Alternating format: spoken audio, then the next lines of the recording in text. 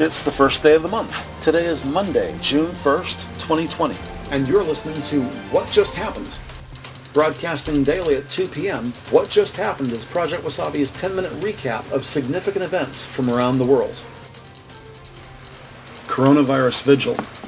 According to Johns Hopkins University, as of this morning, June 1st, 2020, so far, just the United States alone has lost a total of 104,383 of its citizens to coronavirus, over 600 of whom just in the past 24 hours.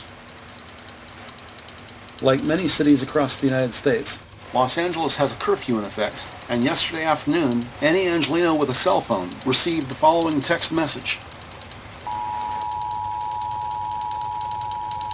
The city of Los Angeles is declaring that a curfew will be in place from 6 p.m. till 6 a.m. for the entire city of Los Angeles.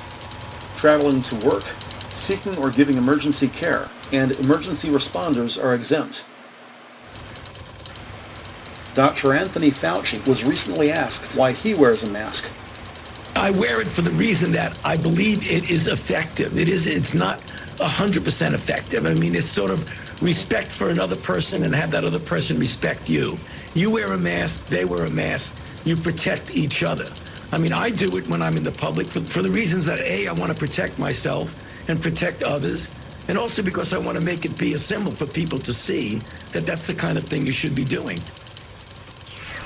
Citing an early May paper published in the Lancet Journal of Medicine showing people taking hydroxychloroquine were at higher risk of death and heart problems than those who were not, the World Health Organization says it will indefinitely suspend hydroxychloroquine testing from its global study of experimental coronavirus treatments. The World Health Organization's Director General Tedros Adhanom Ghebreyesus said the WHO will pause the hydroxychloroquine arm of its Solidarity Global clinical trial. Director General Ghebreyesus reiterates this pause is related to use of hydroxychloroquine or chloroquine specifically for the treatment of coronavirus, adding these drugs are acceptable treatments for people with autoimmune diseases and or malaria. Other treatments in the WHO's Solidarity trial, which are still being researched, include the experimental drug remdesivir, as well as an HIV combination therapy. Coronavirus background.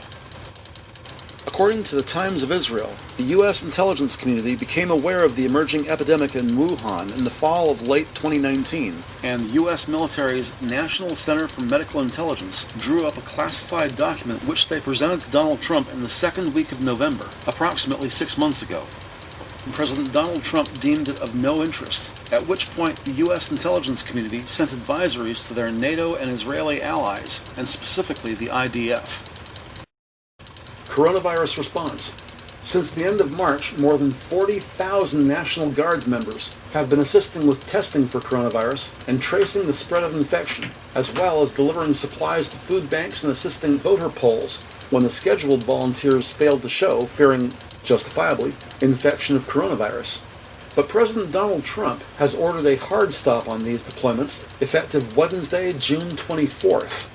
Which means that thousands of National Guard members who first deployed on March 25th will find themselves with only 89 days of duty credit, 1 day short of the 90-day threshold for qualifying for early retirement and education benefits under the post-9/11 GI Bill.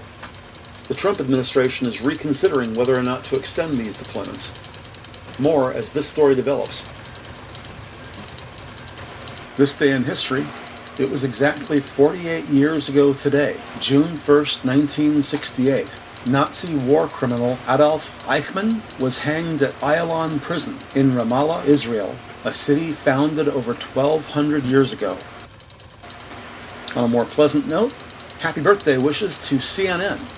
Founded by Ted Turner on June 1st, 1980, the original cable news network celebrates its 40th anniversary today. LA weather today, no rain, but June gloom clouds linger past lunch. Then a partly sunny afternoon, today's temperatures in the low 80s. Tomorrow, same morning clouds, but with warmer temperatures Tuesday afternoon should be in the high 80s. Then Wednesday, we hope the warmest day of the week with temps in the low 90s on Wednesday. The forecast says it gets cooler as we approach the weekend, but that's a few days off, so we'll see what happens. Want to get away from it all, even for just a few minutes? Project Wasabi's Theater of the Mind features non-fiction documentary content, as well as classic TV cop shows converted to old-style radio drama. Titles include Columbo, Law & Order, and Dragnet, to name just a few. Shows are completely free of charge. The good guys always win, and except where otherwise noted, all content is safe for the workplace. You've been listening to What Just Happened, a brief summary of important events from around the world. On behalf of Project Wasabi, this is Brian Newberry saying thanks for listening, stay healthy, and we'll talk to you soon.